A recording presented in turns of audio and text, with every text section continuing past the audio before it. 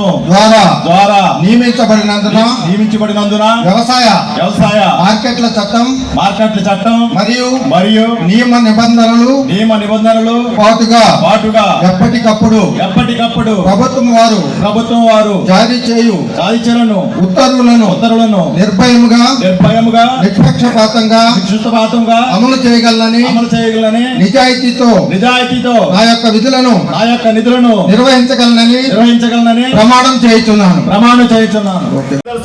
నన్ను తీసుకొచ్చని అది మన స్థానిక శాసనసభ్యులు రాష్ట్ర జనవరుల శాఖ మంత్రి వారి ఆశీస్సులతో నేను కానీ వైస్ చైర్మన్ గారు కానీ మా డైరెక్టర్లు కానీ ఇక్కడ ఎలా నిల్చోగలిగామంటే మా స్థానిక శాసనసభ్యులు రాష్ట్ర జనవరుల శాఖ మంత్రి వర్యులు ఆశీస్సులని చెప్పుకోవడంలో సందేహం లేదు.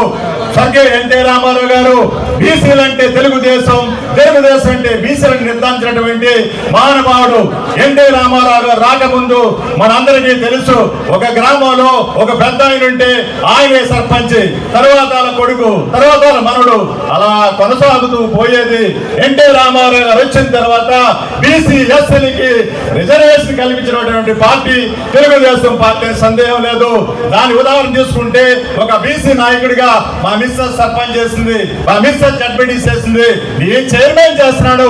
నాలాంటి సోదరులు కానీ మా మిస్సెస్ లాంటి ఆడపడుతులు కానీ ఎంతో మంది స్థానిక సంస్థల్లో సర్పంచ్లు కానీ ఎంపీడీసీలు కానీ జడ్పీటీసీలుగా పనిచేస్తున్నారంటే అది ఎన్టీ రామారావు గారు తెలుగుదేశం పార్టీ పెట్టిన భిక్షని మరి బీసీ ఎస్సీ సోదరులందరూ కూడా మర్చిపోకూడదని మరొకసారి మీకు తెలియజేసుకుంటూ, ఆనాడు ఎన్టీ రామారావు గారు రిజర్వేషన్ పెడితే జగన్మోహన్ రెడ్డి గారు వచ్చి మనందరికీ తెలుసు 34% ఉన్నటువంటి బీసీ రిజర్వేషన్ ని 24 తగ్గించినటువంటి ఘనత మరి జగన్మోహన్ రెడ్డి గారు చెప్పుకోవడంలో సందేహం లేదు.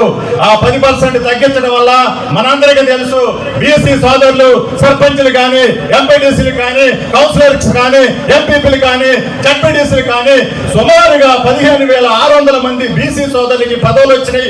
ఆగిపోయిన విషయాన్ని బీసీ సోదరులు గమనించి రానున్నటువంటి రోజుల్లో స్థానిక సంస్థల్లో ఎంపీడీసీలు కానీ జడ్పీటీసీలు కానీ ఏ రాష్ట్రం వచ్చినప్పటికైనా కూటమి ప్రభుత్వంలో మనం కలుపుకొని తెలుగుదేశం జనసేన బీజేపీ అంతా కూడా కలుపుకొని మరి స్థానిక సంస్థల్లో ఘన విజయం సాధించాలని కోరుకుంటూ, నాకు ఇంకా మాట్లాడాలంటే ఆశ ఉన్నప్పటికైనా వేదిక మీద ఇంకా పెద్దన్నారు కాబట్టి సహకరించాలని కోరుకుంటూ మీ అందరికీ కూడా హృదయపూర్వక ధన్యవాదాలు. మరి చాలా గ్రామం నుంచి వచ్చారు, అందరూ కూడా భోజనం కోరుకుంటూ సెలవు తీసుకున్నా. Thank you. మా ఆంధ్రప్రదేశ్